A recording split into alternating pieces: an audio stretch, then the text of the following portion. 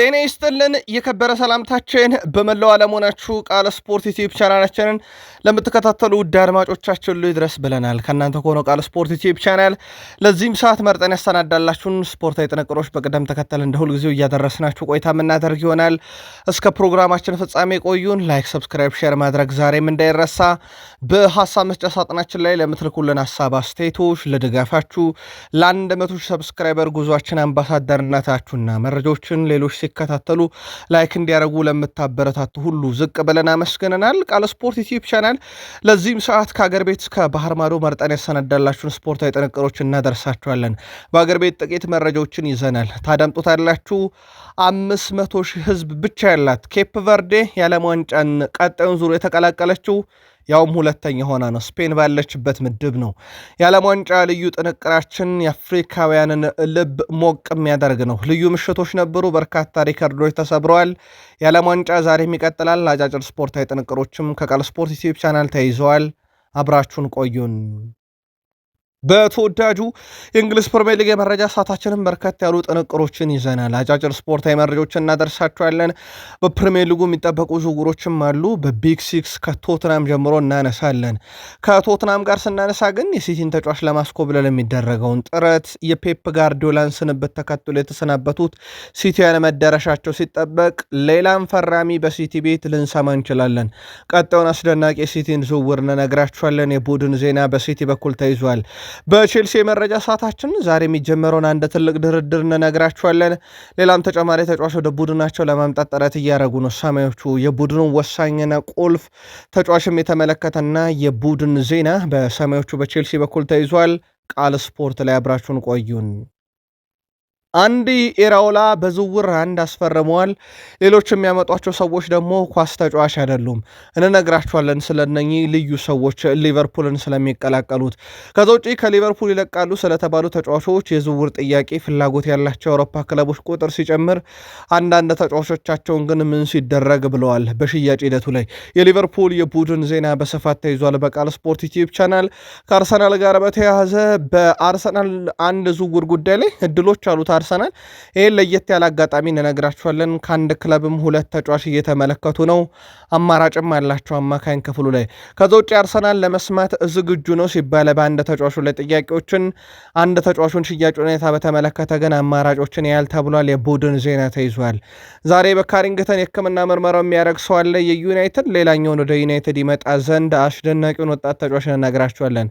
ዩናይትድ በዓለም ዋንጫው በመልማዮቹ በኩል አስደሳች ምሽት፣ በተጫዋቹ በኩል ደግሞ ከባድ ጉዳት አስተናግዷል።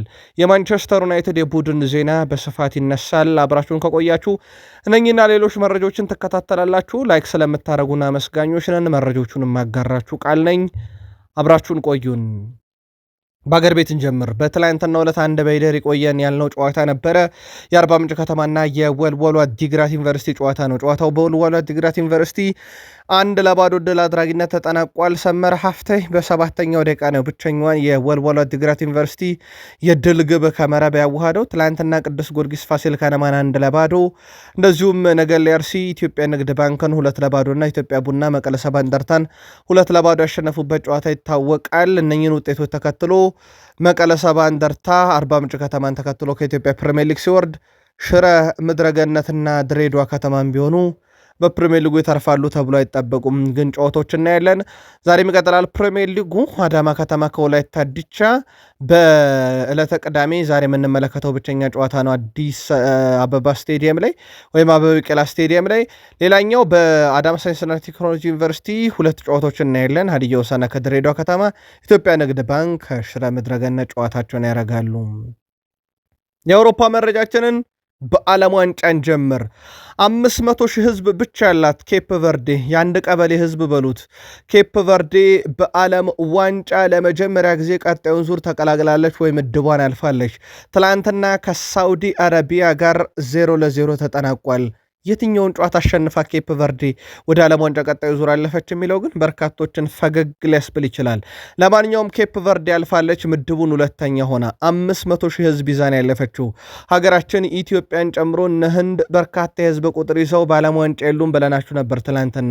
ለአብነት ያክል ኢትዮጵያ የዩናይትድ ኔሽንን ያቋቋመች ሀገር 130 ሚሊዮን ህዝብ በላይ የዓለም ዋንጫ በታሪክ ተሳትፈንበት እንደማናቅ ይታወቃል። እንዴት ነው ግን ከ130 ሚሊዮን ህዝብ ውስጥ 18 ሰው ማግኘት ያቀጠናል? 18 ሰው እግር ኳስ በእርግጫ ማለት የሚችል። ስፔን ከኡራጋይ ባደረጉት ጨዋታ ስፔን 1-0 በሆነ ውጤት ድል አድርጋለች። ስፔን 1-0 ድል ስታደረግ አሌክስ ቤና በ42ኛው ደቂቃ ላይ ኳስና መረብን አገናኘ። ካን ባዮ በ94ኛው ደቂቃ ላይ በኩል በዩራጋይ በኩል በቀይ ካርድ ወጣ። ይሄን መረጃ እስክናደርሳችሁ ድረስ የቀይ ካርዱን ቁጥር በዚህ ዓለም ዋንጫ 10 ያደረሰ ነው። በእርግጥ ይቀጥላል ገና ሪካርዱ ዘንድሮ በብዙ መንገድ እየተሰባበረ ነው። ውድ ቤተሰቦቻችሁን ውጤቶቹን ተከትሎ አሁን ላይ ታዲያ ስፔን ምድቧን በአንደኝነት አጠናቃለች በ7 ነጥብ። ኬፕ ቨርዴ ሁለተኛ ሆና ወደ ቀጣዩ ዙር አልፋለች። እንዴት ካላችሁ ኬፕ ቨርዴ ከስፔንም ማቻ፣ ከኡራጋይም ማቻ፣ ከሳውዲ አረቢያም አቻ ወጥታ 3 ነጥብ ይዛ ምድቡን አልፋለች። ምናልባት በ3 ነጥብ ከምድብ ወደ ቀጣዩ ዙር ያለፈም ሀገር ልትሆን ትችላለች። ይህ ለአፍሪካውያን ልዩ ምሽት ነው። ሌላኛው መርሃ ግብር ሴኔጋል እጅግ በጣም አስደናቂ ምሽት ያሳለፈችበት ነው። ኢራቅን 5-0 ድባቅ መታታለች። በነገራችን ላይ ጨዋታው ለሴኔጋል በጣም ወሳኝና ወደ ቀጣዩ ዙር ማለፊያም ነበረ።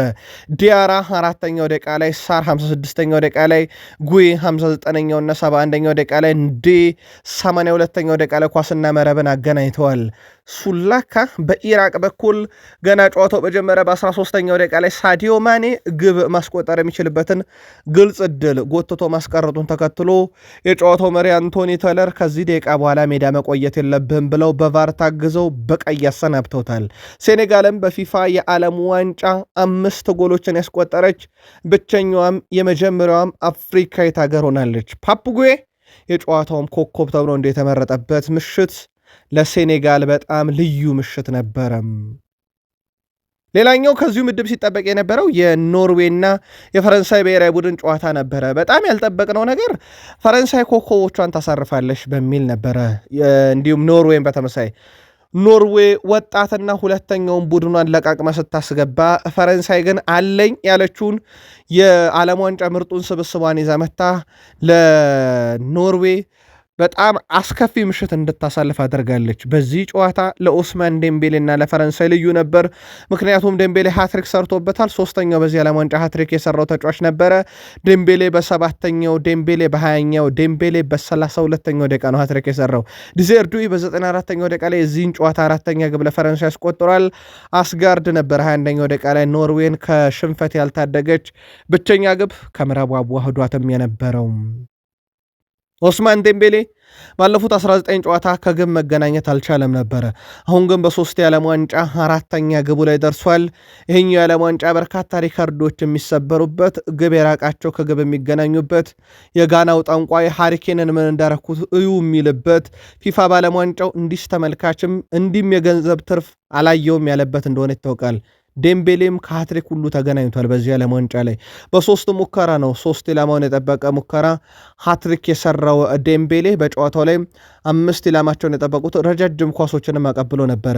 ፎንቴ ከፓራጓይ 1958፣ ኬሊያን ምባፔ ከአርጀንቲና በ2002 የካታር ዓለም ዋንጫ ፍጻሜ ጨዋታ ላይ ሃትሪክ ከሰሩ በኋላ 3ኛው ሰው ዴምቤሌ ሆኗል ከኖርዌይ ጋር ሃትሪክ የሰራ። በእርግጥ ሃትሪክን ካነሳን በዚህኛውም የዓለም ዋንጫ ሊዮኔል አንድሬስ ሜሲ፣ ከዛ በኋላ ደግሞ የካናዳው ተጫዋች ዴቪድ ሃትሪክ ከሰራ በኋላ ዴምቤሌም 3ኛው ሰው ሆኗል። የባሎንዶር አሸናፊው ምናልባት ለሌላ ባሎንዶር የሚያንደረድረው የሆነ ይሄኛው። በነገራችን ላይ ኬሊያን ምባፔ ትላንት ከግብ አይገናኝም፣ 2 አሲስቶችን አድርጓል። 2 ጎል ከሴኔጋል፣ 2 ጎል ከኢራቅ፣ ትላንት ደግሞ 2 አሲስት ከኖርዌይ ጋር። ሌላ በጣም አስደናቂ ምሽት ነበር ለሱም። ዲደር ዴሾፕ ትላንትና በሐዘን ምክንያት በዚህ ጨዋታ ላይ እንዳልነበሩ ይታወቃል። በእርግጥ እሳቸው ትላንትና ሪካርድ ሰብረዋል። እሳቸው የሚያሰለጥኑት የፈረንሳይ ብሔራዊ ቡድን ድል አደረገ። ይሄም ዲዲየር ዴሾፕ በዓለም ዋንጫ በርካታ ድል ያለው ሰው ሆነዋል። 17 ድል አላቸው። 77.3 በመቶ ጨዋታን ያሸንፋሉ። 2014፣ 2018፣ 2022፣ 2006 በአራት የዓለም ዋንጫ ነው ይሄንን ያሳኩት። ሂልሙት ሾይን የተባሉ የቀድሞ አሰልጣኝ 16 ድል ይዘው ሁለተኛ ወርደዋል። ሉዊስ ፌሊፔ ስኮላሪ ደግሞ ወደ 3 ተንሸራቷል። በእርግጥ ቀድሞም የነበሩበት ነው እሳቸው። ዲዲየር ዴሾፕ ትላንትና በሐዘናቸው ምክንያት በስቴዲየም ውስጥ እንግዲህ የህሊና ጸሎት ተደርጓል። እሳቸው እናታቸው ሞታ ነበረ። ዛሬ ግን የፈረንሳይ ብሔራዊ ቡድንን ካምፕ ይቀላቀላሉም ተብሎ ሲጠበቅ ፈረንሳይ ምድቡን በ9 ነጥብ አንደኛ ሆና አጠናቃለች። ሁሉንም ጨዋታ ረታ ማለት ነው። ኖርዌይ በ6 ነጥብ ሁለተኛ ሆና ስታልፍ፣ ሴኔጋል በ3 ነጥብ በ2 የግብ ክፍያ ወደ ቀጣዩ ዙር ምርጥ ሶስተኛ ሆና ያልፋለች። የዓለም ዋንጫ ዛሬም ይቀጥላል። ውድ ቤተሰቦቻችን ዛሬ ከሌሊቱ 6 ሰዓት ጀምሮ ለኢትዮጵያን እንቅልፍ የሚነሱ ጨዋታዎች ናቸው። ሌሊት 6 ሰዓት ፓናማ ከእንግሊዝ እንደዚሁም ክሮሻ ከጋና ይጫወታሉ። እዚህ ምድብ ላይ ውድ ቤተሰቦቻችን ምድብ ኤል ላይ ሶስተኛው ጨዋታ ሲደረግ እንግሊዝ 4 ነጥብና 2 ጎል ይዛ አንደኛ፣ ጋና 4 ነጥብና 1 ተጨማሪ ግብ ይዛ ሁለተኛ ሆና፣ ክሮሻ 3 ነጥብና 1 የግብ ዕዳ ይዛ ሶስተኛ ደረጃ ላይ ተቀምጣ ነው ጨዋታ የምታደርገው። ፓናማ ለይቶላታል ከምድብ በእርግጥ ምን ያህል ግቦችን ታስቆጥራለች እንግሊዝ ላይ የሚለው ሊወስነው ይችላል።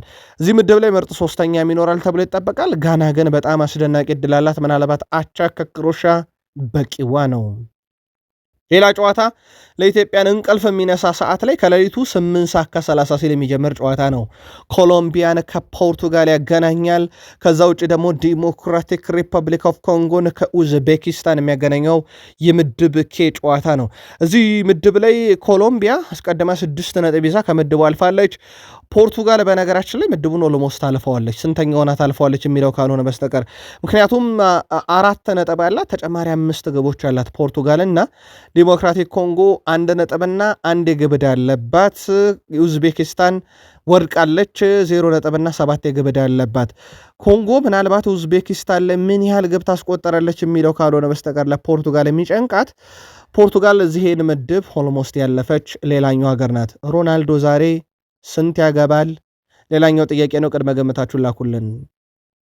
በዚህኛው የዓለም ዋንጫ ሜሲና አርጀንቲና ከፖርቱጋልና ከሮናልዶ በኋላ ለመጀመሪያ ጊዜ በምድብ ጨዋታ ይጫወታሉ። ምክንያቱም ሁለቱም ጨዋታ ቀድሞ ነበር የተጫወቱት። አልጄሪያ ከኦስትሪያ፣ ጆርዳን ከአርጀንቲና ከሌሊቱ 11 ሰዓት ጀምሮ ደግሞ የሚደረገ ጨዋታ ነው። ይሄኛው ጨዋታ ምድብ ጄ ላይ ነው። ምድቡን አርጀንቲና በ6 ነጥብ አንደኛ ሆና ኦልሞስት አጠናቀዋለች ማለት ይቻላል። ምክንያቱም ኦስትሪያ 3 ነጥብና ምንም ግብ የላትም። በ5 የግብ ልዩነት በላይ ማሸነፍ አለባት። ዛሬ አርጀንቲና እንኳን በጆርዳን ትሸነፋለች ቢባል አልጄሪያ ምርጥ ሶስተኛ ሆና ማለፍ ትችላለች። 3 ነጥብ አላት፣ 2 የግብ ዕዳ አለባት።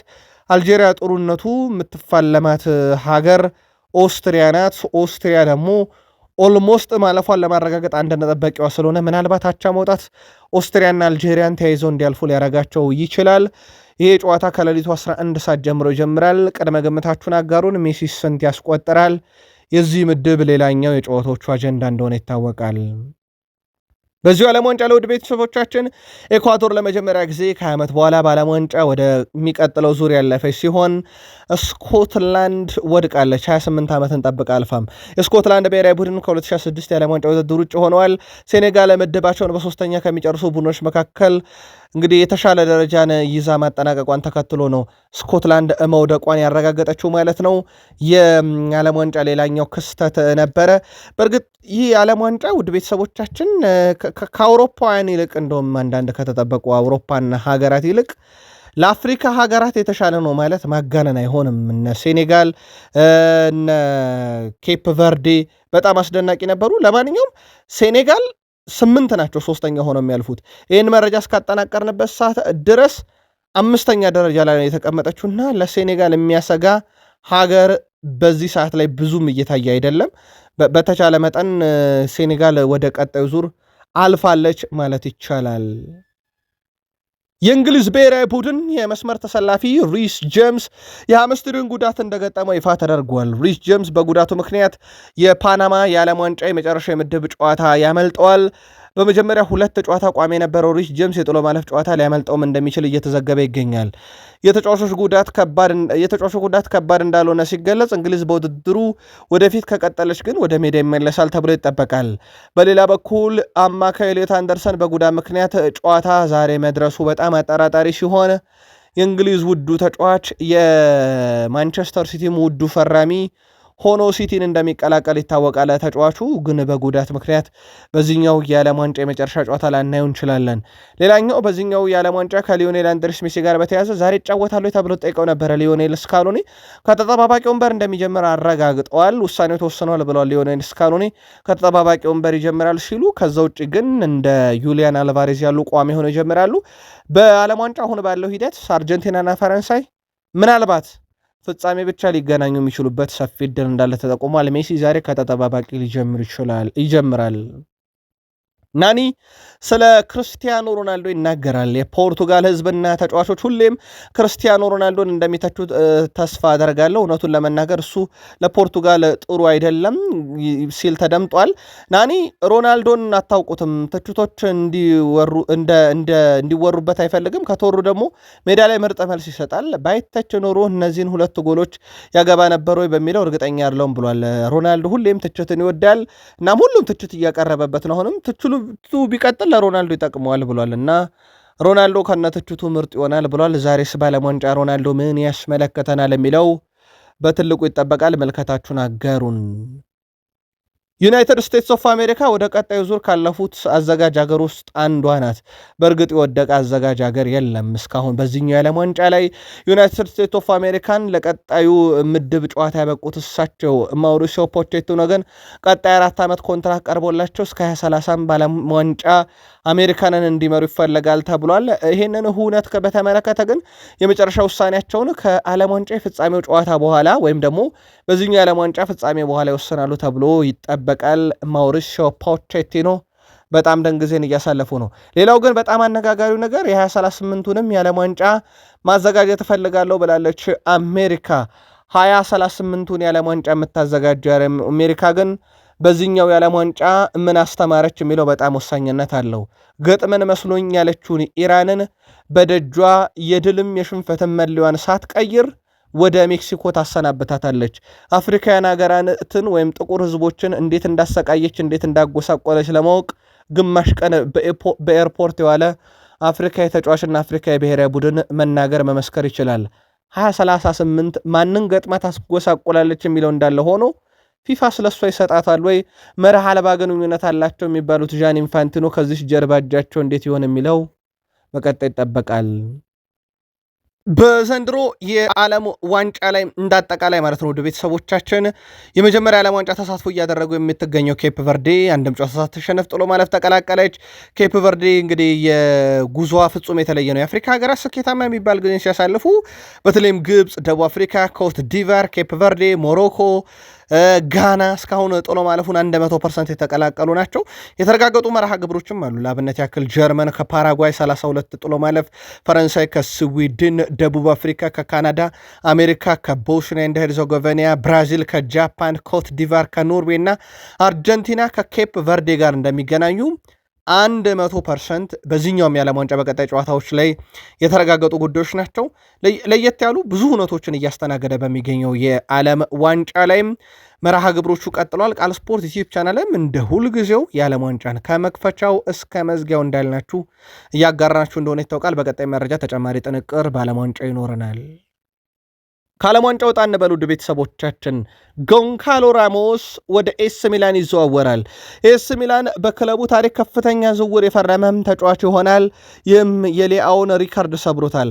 አጠቃላይ ከተጫዋቹ የተጣራ ዝውውር ሂሳብ ጋር በተያያዘ 50 ሚሊዮን ዩሮ በላይ ወጪ ያደርጋሉ ለፓሪሰን ጀርሜን ኤስ ሚላኖች። ስለዚህ የአጥቂ ስፍራ ተጫዋች የኤስ ሚላን የቀጣይ ውድድር ዓመት የሚመራው በጎንካሎ ራሞስ ሆኗል።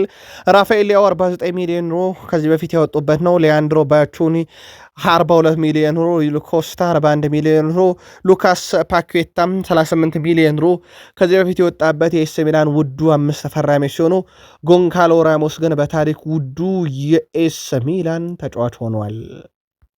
ቃል ስፖርት ላይ ናችሁ ውዶቻችን። ላይክ፣ ሰብስክራይብ፣ ሼር ማድረግ እንዳይረሳ። በሀሳብ መስጫ ሳጥናችን ላይ ለምትልኩልን ሀሳብ አስተያየቶች ሁሉ ዝቅ ብለን አመስጋኞች ነን። እንዲሁም ሰብስክራይብ ስለምታደረጉ ሌሎችም እንዲያደረጉ ስለምታበረታቱ፣ ላይክ ስለምታደረጉ ሌሎችም ላይክ እያደረጉ እንዲመለከቱ ስለምታበረታቱ አመስግነን ላይክ ያደረጋችሁ ውዶቻችንም እናንተ ምርጦቻችን ናችሁ። ዛሬም ላይክ ማድረግ እንዳይረሳ። ወደ ፕሪሚየር ሊግ መረጃ ተሻገርን። በዚህኛው የዓለም ዋንጫ ሰንደርላንድ እጅግ በጣም አስደናቂ ጊዜን እያሳለፉ ይገኛሉ ተጫዋቾቹ። በነገራችን ላይ ሰንደርላንዶች በዚህ ሰዓት ላይ 5 ግብ አስቆጣሪ ያሏቸውም ብሪያን ብሮቢ 3፣ ሃቤቤ ዲያራ 1፣ ግራኒት ዣካ 1፣ ዊልሰን ኢሽዶር 1 እንደዚሁም ኔልሰን አንጊሉ 1 ግቦችን ለየብሔራዊ ቡድኖቻቸው አስቆጥረዋል።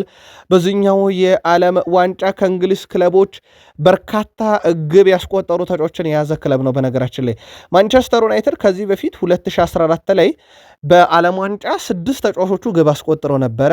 እንደዚሁም ቶትናም ሆትስፐርስ በ2018 የዓለም ዋንጫ 6 ተጫዋቾቹ ግብ አስቆጥረው ነበር። አሁን ሰንደርላንድ 5 ተጫዋቾቹ ግብ ያስቆጠሩለት 3ኛው በታሪክ የፕሪሚየር ሊግ ክለብ ሆኗል። ቀጣይስ የሚለው ይጠበቃል። ሊድስ ዩናይትዶች በባርሴሎና በቂ መጫወቻ ጊዜ ያጣውን ሩኒን ወደ ቡድናቸው ማምጣት ይፈልጋሉ። እናም የረጅም ጊዜ ኮንትራት ማስፈረም ይፈልጋሉ። 26-27 የውድድር ዓመትም በፕሪሚየር ሊግ ሊያጫውቱት ፍቃድ አላቸው። በእርግጥ በርከት ያሉ የፕሪሚየር ሊግ ክለቦች ይህን ስዊድናዊ የቀድሞ የማንቸስተር ዩናይትድ ተጫዋች ሞክሽ የሆነውን ሩኒን የግላቸው ማድረግ ይፈልጋሉ። የካታላኑ ክለብ በተጫዋቹ ጉዳይ ላይ መጨረሻውን ውሳኔ አልወሰነም። በቀጣይ ግን ውሳኔ ይወሰናሉ ተብሎ ይጠበቃል። ተጫዋቹ በባርሴሎና ቤት እስከ 29 የሚያቆይ ኮንትራት እንዳለ ያረጋገጠው ሞንዶ ዲፖርቲቮ የመጫወቻ ደቂቃ ፍለጋ ግን ክለቡን ሊለቅ የሚችልበት ሰፊ እድል አለ።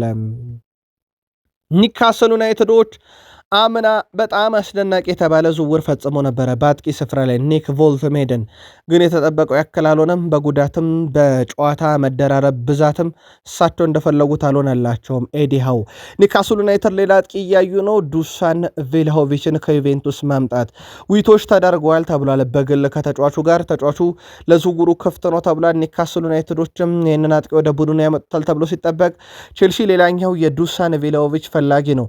ነገር ግን ኒውካስል ዩናይትድ አሁን ላይ ዝውውሩን ለመፈጸም ጠንካራ ስራዎችን እየሰሩ ነው።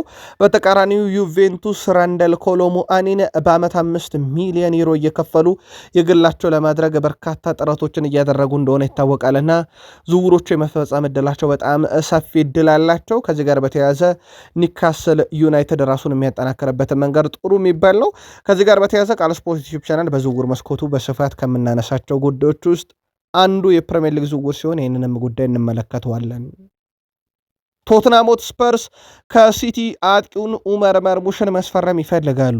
ቶትናም ሆትስፐርሶች ፍላጎት አላቸው ተብሏል። የቶትናም ራስን የማጠናከር ሂደት ለፕሪሚየር ሊግ ክለቦች እንዲሁም ስጋት ነበረ። አሁን ደግሞ ከራሳቸው ስጋት ሊፈጥሩ ካሰቡባቸው ሌሎች ቢግ ሲክሶች ተጫዋች እያዩ ነው። በእርግጥ የመጀመሪያው አይደለም። ሳቪኒዮንም ከዚሁ ክለብ ለማስፈረም ጥረት እያደረጉ እንደሆነ ይታወቃል። ከማንቸስተር ሲቲ የዚህ ተጫዋች ፍላጎት የመጫወቻ ደቂቃ ነው። በቅርብ ጊዜ የሃላንድ ጥላ ከልሎኛል ያለው የአርጀንቲና የተጫዋች ዩሊያን አልቫሬዝ የእግር ኳስ ሂደት ይታወቃል። ሲቲ ለቆ አሁን በአትሌቲኮ ማድሪድ አጀንዳ ሆኗል ብቃቱ። ምናልባት ኡመር መርሙሽ ሌላኛው ዩሊያን አልቫሬዝን የሚከተለው ወይ ከሃላንድ ጥረትን ለመውጣት የሚለው እንዳለ ሆኖ ሮቤርቶ ዲዘርቢ መርሙሽን የግላቸው የማድረግ ፍላጎት አላቸው። ከቀናት በፊትም የቅርብ ሰዎቹን አነጋግረዋል ነው የተባለው። የሮቤርቶ ዲዘርቢ ቶትናም መድረስ በእርግጥ ተጽዕኖ ከፍ ያለ ነው። እስካሁን የፈረሙትና እየተደራደሩት ያሉት ደግሞ ለዚህ ማሳያም ጭምር ነው። ማንቸስተር ሲቲን ከተሰናበቱት ፔፕ ጋርዲዮላ ቀጥሎ የነ ቤርናንዶ ሲልቫ ይታወቃል ማድሪድ ደርሰዋል። ቀጣዩ ተሰናባች ጆን ስቶንስ በአሰልጣኝ ማሬስካም ስራ አይቀጥልም። አዲስ የሚፈጠር ነገር የለም። ወደ ዩቬንቱስ ያቀና ዘንድ ዩቬንቱሶች ጥረት እያደረጉ ነው። ዩቬንቱሶች ተጫዋቹን የገላቸው ማድረግ ይፈልጋሉ። ከዓለም ዋንጫ በኋላ ሉቺያኖ ስፓሌቲም ማንቸስተር ሲቲውን ተከላካይ የቡድናቸው ቁጥር 1 አማራጭ አድርገውታል። የዩቬንቱስን የጀርባ አጥንት ወይም የመከላከል ስፍራ እንዲያጠናክር ስቶንስ በዛ ቡድን ውስጥ ያለ ብቸኛው ሰው አይደለም። በእርግጥ የዝውውር መስኮቱ ላይ ጣሊያኑ ክለብ ዩቬንቱስ ሌሎችንም አማራጮች እያየ ነው። የጆን ስቶንስ ፍላጎት በፕሪሚየር ሊግ መቆየት ወደዛ ማምራት የሚለውም ገና የተረጋገጠ ጉዳይ አይደለም፣ ግን ዝውውሩ ላይ በስፋት እየሰሩበት ነው ተብሏል። የጆን ስቶንስ የማንቸስተር ሲቲ የ10 ዓመት ጉዞ ከኤቨርተን መጥቶ እንደተጠናቀቀ ይታወቃል። ማንቸስተር ሲቲዎች ከሰሞኑ በጣም አስደናቂ ዝውውር ፈጽመዋል። ኤሊዮት አንደርሰንን 116 ሚሊዮን ፓውንድ በላይ ከፍለው 300,000 ፓውንድ በሳምንት እየከፈሉ የግላቸው ያደረጉት ኤሊዮት አንደርሰንን ተከትሎ ይመጣል የተባለው ሌላኛው አስደናቂ ተጫዋች ደግሞ በአርሰናል ዝርዝር ውስጥ ለወራት የከረመው አዮ ቦዋዲ ነው። ገና 18 ዓመቱ ነው። ማንቸስተር ሲቲ ጠንካራው ፈላጊ ሆኖ መጥቷል። በቀጥታ ከሊል ጋርም ተገናኝተው ውይይት አድርጓል። ማንቸስተር ሲቲዎች ይህን አውሮፓ ውስጥ በጣም አስደናቂውን ወጣት የአማካኝ ስፍራ ተጫዋች የግላቸው ለማድረግ ገና 18 ዓመቱ ነው። ቦዋዲ አሁን ላይ በርካቶችን ቀልብ ሲስብ፣ የዓለም ዋንጫው ደግሞ ተጫዋቹ በደንብ እንዲታይ አድርጎታል። በእርግጥ የሊሉም ቦዋዲ ፍጹም የተለየ ነው። ማንቸስተር ሲቲዎች በቀጣይ ደግሞ የረጅም ጊዜ ኮንትራትና ለሊል የዝውውር ሂሳብ ያቀርባሉ ተብሎ ሲጠበቅ አርሰናል በዝርዝሩ ውስጥ ለረጅም ጊዜ ይዞት የነበረውን ተጫዋች ሊነጠቅ አንድ ሐሙስ ቀርቶታል። ማንቸስተር ሲቲ በተመለከተ ግን ከዝውውሩ በተጨማሪ ማንቸስተር ሲቲ የወዳጅነት ጨዋታ ኦገስት 1 ከኢንተር ሚላን፣ ኦገስት 9 ከአትሌቲኮ ማድሪድ አደርጋለሁ ብለው ይፋ አድርገዋል። ሌሎች ቀሪ ጨዋታዎቻቸውን በተመለከተ በቃል ስፖርት ዩቲዩብ ቻናል በቀጣይ መረጃ የምንመለስባቸው ይሆናል። ቼልሲ ዝርዝር ጉዳዮችን መገምገም ጀምሯል። ከክሪስታል ፓላስ ይህንን ማክስ ሎክሮክስን የተባለ በጣም አስደናቂውን ተጫዋች የገላቸው ለማድረግ ላክሩዋ በቼልሲ ዝርዝር ውስጥ ያለ ብቸኛው ስም አይደለም። በእርግጥ ቼልሲ ከተጫዋቹ መልቀቅ ጋር በተያዘ ሁለት የማል ተከላካዮችን ሊያስፈርም እንደሚችል ይጠበቃል። ማርኮ ፓሌስትራ ትላንትና ለንደን ደርሷል። የሕክምና ምርመራውን አድርጎ ነበረ። የ6 ዓመትና የአንድ ተጨማሪ ዓመት ኮንትራት ይፈርማል። ቼልሲ ከክሪስታል ፓላስ ሰዎች ጋር በዝውውሩ ጉዳይ ዛሬ ጠንከር ያሉ ድርድሮችን ያደርጋሉ ተብሎ የሚጠበቅበት ቀን ነው። ኦልሞስት ተጫዋቹም ፍቃድ የሰጠ ለፓላስ የዝውውር ጥያቄም የቀረበ ሂሳብ ቼልሲ ይዞ መጥቷልና ዝውውሩ የመፈጸሙ ነገር የጊዜ ጉዳይ ብቻ ይመስላል። ቼልሲም ራሱን አሁን ላይ ማጠናከር ጀምሯል። ዣቪ አሎንሶም በዝውውሩ ላይ በስፋት እየተሳተፉ ነው። ሌላ ያዩት ተጫዋች አለ። በነገራችን ላይ ማክሲ አራሆን ሌላኛው የተከላካይ ስፍራ ተጫዋች አድርገው የግላቸው የማድረግ ፍላጎት አላቸው ቼልሲዎች። ስፖርቲንግ ሊዝበን ቤት ይገኛል። ሰማዮቹ ከማንቸስተር ዩናይትድም ከቶትናም ፈተና ይገጥማቸዋል ቢባልም ይህን ኡራጌ የግላቸው ለማድረግን በስፋት እየተንቀሳቀሱ ሲሆን ስፖርቲንግ ሊዝበን 80 ሚሊዮን ዩሮ የከፈለ ሁሉ ማክሲ አራሆን የግሉ ማድረግ ይችላል ብሏል። ማክሲ አራሆ በዚህ ዓለም ዋንጫ በጣም አስደናቂ ጊዜን እያሳለፈ ነበር። ኡራጋይ ተሰናብታለችና አሁን ለዝውውሩ በጣም እድል የሚሰጥ ይመስላል። ቼልሲዎች ሁኔታውን በቅርበት እየተከታተሉ ካሉ ክለቦች ውስጥ ነው። ያው በዚህ የዓለም ዋንጫ ላይ ተጫዋቹ እንዳልኳችሁ ስለተሰናበተ የዓለም ዋንጫና ቼልሲን ካነሳን ብዙ ጥሪ አልደረሰውም የቼልሲ ተጫዋች በዓለም ዋንጫ። አንደኛው ኮል ፓልመር ነው። ኮል ፓልመር የእንግሊዝ የዓለም ዋንጫ ቡድንን በተመለከተ ልቀይረው በማልችለው ውሳኔ ላይ አላለቃቅስም፣ እናም እንግሊዝ ቡድን እስከ መጨረሻው እንዲደርሱ ዋንጫ እንዲበሉ ብቻ የምመኝበት ነው ማለቱ ይታወቃል። በቼልሲ በኩል በዚህ የዓለም ዋንጫ ጊዜ እንግዲህ ከመጠናቀቅ በኋላ ሲድኒ ወንደርስን፣ ቶትናምን፣ ዩቬንቱስን፣ ኤስ ሚላንን፣ ጆር ዲትን የተባለን ክለብ እንዳጠቃላይ ከዓለም ዋንጫ በኋላ በቅድመ ውድድር ዝግጅት የአቋም መፈተሻ ጨዋታም እንደሚያደርጉ ይታወቃል። የበርንማውዙ አሰልጣኝ አንድ ኤራኦላ በርንማውዝን ለቆ ሊቨርፑልን ከተቀላቀለ በኋላ አሁን ደግሞ የሚያስኮበልላቸው ሰዎች ተጫዋች አይደሉም። ውድ ቤተሰቦቻችን የበርንማውዝ አሰልጣኝ ስታፍ ቶም ኤልፊክ እና ሾን ኩፐር ክለቡን ለመልቀቅ ከስምነት ደርሰዋል። እናም በቀጣይነት የአንድ ኤራኦላውን ሊቨርፑል ይቀላቀላሉ። ሁለቱም ከክለቡ ለቀው ከመውጣታቸው በፊት በክለቡ ያላቸው ኮንትራት ማፍረስ ነበረባቸው። ይህ አሁን ተሳክቷልና ወደ ሊቨርፑል ይመጣሉ። በነገራችን ላይ የሊቨርፑል ደጋፊ የሆነው ቶም ኤልፊክ የበርንሌ ዋና አሰልጣኝ እድል ቀርቦላቸው እንዴ የሊቨርፑል ከመጣማ ብለው አይኔን አላሸም ብለው ሊቨርፑል የደረሱ ሰው ናቸው። የስሎትን መንበር የቀድሞ የበርንማውዝ ሰዎች ተቆጣጥረውታል፣ ተቆናጠውታል። በፕሪሚየር ሊጉ ደረጃ ሰንጠረዡ አናት ላይ ሲቆናጠጣሉ በእነኚህ አሰልጣኞች እየተመሩ የሚለው ቀጣይ ይጠበቃል። ከሊቨርፑል ዝውውር ጋር በተያያዘ የሚጠበቁ እውነቶች አሉ። ለአብነት ያክል ከርትስ ጆንስ ከኢንተር ሚላን የቀረበው 25 ሚሊዮን ዩሮ የዝውውር ሂሳብ አነሰን ብለው ውድቅ አድርገው ከ40 በላይ እየጠበቁበት እንደሆነ ይታወቃል። ሊቨርፑሎች አሁን ሌላ የፕሪሚየር ሊግ ክለብ መጥቷል፣ ኖቲንግሃም ፎረስት። ግን ለእንግሊዝ ክለብ ውጪ አልሸጥም በዛች ዋጋ ያለ ሊቨርፑል ለኖቲንግሃም ፎረስት ያዛውም በፕሪሚየር ሊግ ለሚጫወት ክለብ ዋጋው አይወደድም የሚለው እንዳለ ሆኖ ኖቲንግሃም ፎረስቶች እየተከታተሉት ነው ተብሏል። ከርትስ ጆንስ ምርጫው አልተረጋገጠም። ምንም እንኳን በርከት ያሉ ክለቦች ፍላጎት አላቸው፣ እንደ ቶትናም ያለው ደግሞ ዋነኛው ነው ቢባልም በኮዲ ጋክፖም ጉዳይ ይህን መረጃ እስካጠናቀርንበት ሰዓት ድረስ ሊቨርፑል ይህን ተጫዋች የመሸጥ ምንም አይነት ፍላጎት የለውም። በክለቡም ያቆየዋል። በእርግጥ ሊቨርፑል በዛ የሜዳ ክፍል ላይ የሚጫወተውን ሪዮ ንጉማን በተመለከተ የማይነካውም የማይተካውም በቡድናችን የረጅም ጊዜ እቅድ ብለው ሊያቆዩት እንደወሰኑት ይታወቃል። በቀጣዩም ወር የረጅም ጊዜ ኮንትራት ያስፈርሙታል። በእርግጥ ባየር ሙኒክ በጣም ቀርቦ የነበረው ክለብ እንደነበር ይታወቃል። በዚህ ዓለም ዋንጫ ላይ ሊቨርፑል ድንቅ ጊዜን እያሳለፉ ነው። ለአብነት ያክል ዛሬ አንዱን እንጥቅሳለን። ቨርጅል ቫንዳይክ የሊቨርፑሉም የኔዘርላንዱም መሪ ቨርጅል ቫንዳይክ በሶስቱም ጨዋታ ድንቅ ነበረ። በሶስቱ ጨዋታ ላይ በነገራችን ላይ ግብም አሲስትም ነበረው።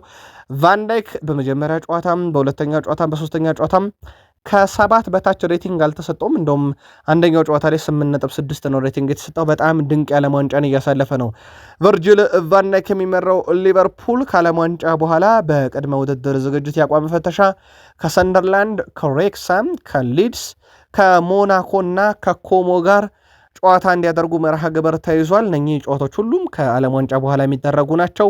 በዓለም ዋንጫ ላይ ያልነበሩ ተጫዋቾቻቸውን ይዘው ወይም በዓለም ዋንጫ ምክንያት የሌሉ ተጫዋቾቻቸውን ትተው ባሉት ተጫዋቾቻቸው ግን ከወሩ አጋማሽ ጀምሮ ልምምድ ይጀምራሉ። አርሰናል ትላንትና ለኒካስል ዩናይትድ አቅርቦት ውድቅ የተደረገበት ጥያቄ በኋላ አሁንም ውድ ቤተሰቦቻችን በዝውውር መስኮቱ ላይ እንቅስቃሴን ያደርጋሉ በድጋሜ ተብሏል። ከዚህ ጋር በተያያዘ ኒካስል ዩናይትድ ቀጣይ የአውሮፓ ሻምፒዮንስ ሊግ ለመሳተፉን ተከትሎ የብሩኖ ጉማሬሽ የዝውውር ሂሳብ ከ70 ሚሊዮን ዩሮ በላይ አይበልጥም ወይም 60 ሚሊዮን ፓውንድ ገደማ አካባቢ ነው። ይሄም አርሰናል ላቀረበው የዝውውር ሂሳብ በጣም ቅርብ ነው። አርሰናል እስከ 60 ሚሊዮን ዩሮ ነው። ስለዚህ 10 ሚሊዮን ዩሮ ልዩነት ነው እና አርሰናሎች በጣም እድላላቸው። አርሰናል ለብሩኖ ጉማሬሽ በክለብ ደረጃ ይፋዊ ጥያቄን ሲያቀርብ ያቺ ሻምፒዮንስ ሊግ ለማይሳተፈው ኒካስል የተቀመጠችዋን የዝውውር ሂሳብ ወይም 70 ሚሊዮን ዩሮ አቅርቦ የግሉ ማድረግ ይችላል። አሁን እየወጡ ባሉ መረጃዎች መሰረት ውድ ቤተሰቦቻችን ኒካስል ዩናይትዶች ተጫዋቹን ማቆየት ዋና ህልማቸው ነው። ብራዚላዊ አማካይ ግን መሸጡ አይቀርም። አርሰናልም ህልሙ ነው እየተባለ ነው። የጊዜ ጉዳይ ካልሆነ በስተቀር ይህ ዝውውር መሳካቱ የሚቀር አይመስልም እና የአርሰናል አካሄድ ሊወስነው ይችላል ማለት ነው። አርሰናል በጣም አስደናቂውን ተጫዋች ሲያመጣ አንድ ጥያቄ ግን ሊነሳ ይችላል። አንድ የዝውውር ሂሳቡ 70 ሚሊዮን ዩሮ አካባቢ ነው። አርሰናል ካስፈረመው ከተሳካለት 2 ዕድሜ ነው፣ 29 ዓመት በቅርቡ ይሞላዋል። ያዋጣሉ የሚለውን ለአርሰናል ደጋፊዎች በቃል ስፖርት ዩቲዩብ ቻናል ለምትገኙት ትተነዋል። አርሰናል የኒካስል ዩናይትድ የመሃል ሜዳ ስፍራ በጣም ወሳኙን ብሩኖ ጉማሬሽን ብቻ አይደለም ሳንድሮ ቶናሊን ሙሉ እየተከታተሉ ነው። ሳንድሮ ቶናሊም የዝውውር ሂሳብ በነገራችን ላይ በጣም የተጋነነና የተወደደም የሚባል ነው። ቶትናምን ብዙ የጣረበት እንደሆነ ይታወቃል። አርሰናል ሁለቱንም እየተመለከተ ነው። ከዛ ውጪ አርሰናል የሁለቱንም ተወካዮች አግኝቶ ማነጋገሩ ይፋ ተደርጓል። የብሩኖ ጉማሬሽን ያው ኦልሞስት ሂሳባዊ ጥያቄ ያቀርበዋል በቃል ደረጃ ቶናሊንም ሂደት በተመሳይ አድርጎታል። ውይይቱን ቀጣይ ይጠበቃል። አርሰናል ግን ከዚህ ሁሉ ጀርባ ሌላ አንድ አማራጭ አለው እንዳትረሱ። አሌክስ ስኮት የበርንማውዙ የአማካይ ስፍራ ተጫዋችም ሌላኛው ቅር ነው። የዚህ ዝውውርም የተረጋገጠ ነው። 80 ሚሊዮን ፓውንድ በላይ የሚጠበቅበት ዝውውር እንደሆነ ይታወቃል። የትኛውም ፈላጊ ክለብ አርሰናል ለክርስቲያን ኖርጋርድ የሚቀርብ ማንኛውም ጥያቄ ያዳምጣል። ቢቢሲ ስፖርት አረጋግጧል። በእርግጥ ለጋብርኤል ጀሱስም እንደዚሁ ለሌሎች ተጫዋቾች ለሚለቁ ተጫዋቾች ለነ ማርቲኔሊ ለነ ትሮሳርድም ጥያቄ ከመጣ የሚቀበል ቡድን እንደሆነ ይታወቃል። ከዚህ ጋር በተያያዘ ለኖርጋርድ ይጠብቃሉ። ምናልባት የቪክተር ዮኬሬሽም ስም ሊነሳ ይችላል። አርሰናል የቅዱ አካል ነው፣ የረጅም ጊዜ እቅድ አካል ነው። ሁኔታዎች ሊወስኑት ይችላሉ የተባለው ያው የሚኬል ማርቲያን አርቴታ ቁጥር 1 ምርጫ ሳይሆን የአንድሪያ ቤርታ ቁጥር 1 ምርጫ ሆኖ የመጣ ነው። የሚኬል ማርቲያን አርቴታ ቁጥር 1 ምርጫ ሆኖ አጥቂ ላይ ዩሊያን አልቫሬዝ ነው። ዩሊያን አልቫሬዝን የሚያገኙበት ከሆነ አይናቸውን አያሽም የተባለለት ዮኬሬሽ ምናልባት አትሌቲኮ ማድሪዶችም ያው መረጃው የመጣው ከዛ አካባቢ ስለሆነ ከስፔን ከአትሌቲኮ ማድሪድ ሁኔታውን ሊያዩት ይችላሉ ስለተባለ አትሌቲኮች እንደ ዩሊያን አልቫሬዝን አተው ሌላ ተጫዋች ገበያ ላይ ለማምጣት ስለሚቸገሩ የዝውውሩ አካል ቢሆንላቸው የሚመርጡት ዮኬሬሽን ነው ከተባለ በኋላ ነው ይህ ስም መነሳት የጀመረው። ትልቅ ጥያቄ ከቀረበ አርሰናል ሁኔታውን ሊቃኘው ይችላል እየተባለ ነው። አርሰናል በቅድመ ውድድር ዝግጅት ጄሮና፣ ሪያል ቤት፣ ዶርትመንድን ከኦገስት 1 እስከ ኦገስት 9 ለመግጠም እቅድ መያዛቸውን በዚሁ አጋጣሚ ልንጠቁማችሁ እንወዳለን። ክርስቲያን ኦርዜኮ በፊታችን እሁድ ወይም ነገ በካሪንግተን በኦልድ ትራፎርድ ይገኛል። የሕክምና ምርመራውን ሊያደርግ ነው። ውድ ቤተሰቦቻችን ወደ ማንቸስተር ዩናይትድ መጥቶ የሕክምና ምርመራውን ካጠናቀቀ በኋላ በይፋ ዩናይትድ ተጫዋች ሆናል። ኮሎምቢያዊ ተጫዋች በማንቸስተር ዩናይትድ ቤት የረጅም ጊዜ ኮንትራት ይፈርማል። ማንቸስተር ዩናይትድም እንግዲህ የዚህ ክረምት ኦፊሻል የፈረመ የመጀመሪያው ተጫዋቻቸው ይሆናል። ግን እንደሚያስፈርሙት አስቀድመው የአታላንታውን ኤደርሰንን ማረጋገጣቸው ይታወቃል። እንግዲህ ክርስቲያን ኦርዜኮ በማንቸስተር ዩናይትድ ለምን ያክል ጊዜ ያቆዩታል? ማለት በቡድኑ ዋና አድርገው ያቆዩታል ወይንስ በውሰት ሌሎች ክለቦች ይሰጡታል የሚለው በቀጣይ ይጠበቃል። ቃል ስፖርት ዩቲዩብ ቻናል መረጃውን ከስር እንከታተለዋለን። በማንቸስተር ዩናይትድ በኩል እየተመለከቱት ያሉት በጣም አስደናቂ ተጫዋች ያለ ውድ ቤተሰቦቻችን ዲልቤርቶ ሞራ ይባላል። የበርካታ ክለቦችን ቀልብ የሳበ ወጣት ተጫዋች ነው። ይህን ተጫዋች ማንቸስተር ዩናይትዶች የግላቸው ለማድረግ እንደ ሲቲ፣ ቼልሲ፣ አርሰናል፣ ሊቨርፑል ካሉ ክለቦች ከበድ ያለ ፉክክር ይጠብቃቸዋል። ገና 17 ዓመቱ ነው ተጫዋቹ ውድ ቤተሰቦቻችን ማንቸስተር ዩናይትዶች እቅዳቸው 18 ዓመት ሲሞላው ወደ ኦክቶበር አካባቢ ጥር ላይ ወደ ቡድኑ ማምጣት ነው። አሁን ለፊርማውን ካገኙ በኋላ ዩናይትዶች ጥረት እያደረጉ ነው። ሌሎች የፕሪሚየር ሊግ ክለቦችም እንዳልኳቸው እዚህ ወጣት ተጫዋች ላይ ፍላጎት አላቸው። ሌላው ማንቸስተር ዩናይትዶች በክረምት የግላቸው ማድረግ የሚፈልጉት ወይም ለዋናው ቡድን ኦሪዮል ቹዋሜኒ እንደሆነ ይታወቃል። ትላንትና ፈረንሳይ ከኖርዌይ ተጫውተው ድል ባረጉበት ጨዋታ ላይ ተጫውተው ነበርና ዩናይትድ መልማዮች አንዱ ቁጭ ብለው ካዩት ተጫዋች ነው። 86 ኳስ የነካ ከ69 የማቀበል 63ቱን ያሳካ 12 የአንድ ለአንድ ፍልሚያዎችን ያሸነፈና 8 ታክሎችን የፈጸመ ነው። አንድ አሲስት አለው። ዩናይትዶች የሚፈልጉትን ፐርፎርማንስ በኦሪዮል ቹዋሜኒ ላይ ትላንት ምሽት በድሉ ሰዓት አይተዋል ማለት ይቻላል። ኦሪዮል ቹዋሜኒ ግን ከጨዋታው በፊት ይናገራል። ከፌድ ቫልቬርዴ ጋር አብሬ ለመስራት ዝግጁ ነኝ አብረን እስካለን ድረስ ብሏል። በነገራችን ላይ በጸቡ ምክንያት ነው አንድም ይለቃል ተብሎ ሲጠበቅ የነበረው። ሌላው ዩናይትዶች በመልማዮቻቸው በኩል ያዩት ኤልማነ ነዴ ነው። ትላንትና ሴኔጋል ኢራቅን ድባቅ ስትመታት 5 ስታስቆጥር ኢልማን ነዴ ግብም ማስቆጠር አሲስትም ማድረጊ ነበረ። 33 ደቂቃ ብቻ ነው የተጫወተው። 5 ኳስ ተቃራኒ ሳጥን ውስጥ ነክቷል። 3 የአንድ ለአንድ ፍልሚያዎችን አሸንፏል። 2 የግብ ዕድል ፈጥሯል። 2 ሙከራ፣ 1 ጎል፣ 1 አሲስት። ይህም በዩናይትድ ደጋፊዎች በጥብቅ የተወደደና በቀጣይ ውድድር ዓመት የግራ ክንፍ አጥቂ ላይ በስፋት የተያዘ ተጫዋች እንደሆነ ይታወቃልና ማንቸስተር ዩናይትዶች በመልማዮቻቸው በኩል ይህንንም ተጫዋች ተመልክቶታል። ምናልባት ዩናይትድ ይፋ ጥያቄ መቼ ያቀርባል እነኚህ ተጫዋቾች? ማድሪድም በነገራችን ላይ እየጠበቀ ነው። ይፋ ጥያቄ ከቀረበ ኤቨርተንም ለኢልማን ነዴ ይጠብቃል። ከ80 ሚሊዮን ፓውንድ በላይ ግን የሚሉ መረጃዎች በስፋት እየወጡ ነበረ። ዩናይትድ በመለማዮቹ እንዲህ ማራኪ ምሽት ሲያሳልፍ በተጫዋቹ በኩል ግን መጥፎን ምሽት አሳልፈዋል። ማኑኤል ኡጋርቴ ጉዳት አስተናግዷል። የጉልበት ጉዳትን ያስተናገደው። ስለዚህ በዚህ ክረምት ዩናይትድን አይለቅም የሚለው ሞር ተጨባጭ መረጃ ሊሆን ይችላል። በማንቸስተር ዩናይትድ በኩል ገንዘብ እናገኝበታለን ብለው በጉጉት የጠበቁት ማኑኤል ኡጋርቴ በዓለም ዋንጫ ተጎድቶ ለዩናይትድ ሸክም ሆኗል ማለት ይቻላል። ስለማያጫውቱት ነው ከጉዳት ነፃ ቢሆን። ይልቁንስ ማንቸስተር ዩናይትድ በኦናና እንኳን እስከ 1.5 ሚሊዮን ዩሮ ክፍያን የሚያገኝ ደሞዝ የሚቃለልለት ክለብ ሆኗል።